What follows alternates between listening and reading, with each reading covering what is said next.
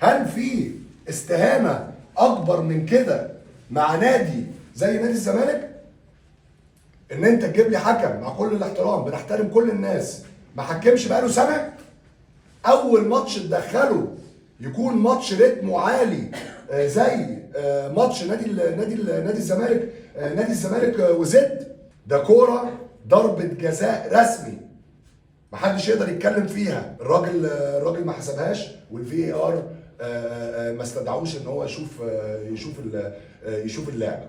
فاحنا النهارده وصلنا جمهورنا ان هو بقى رايح يتفرج على الماتشات في الملعب، او قاعد قدام التلفزيون بيتفرج على الماتشات وهو عارف ان بنسبه 70 80% نادي الزمالك هيتظلم النهارده. انا راجل بشجع نادي الزمالك يعني ايه، ممكن من سنه 89 90 وانا عندي 6 7 سنين، وبلعب في النادي ده من سنه 91 وانا عندي 8 سنين بلعب في النادي ده.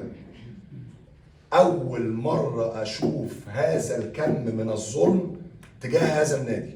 نادي الزمالك تاريخيا اتظلم كتير في مواقف كتيره جدا،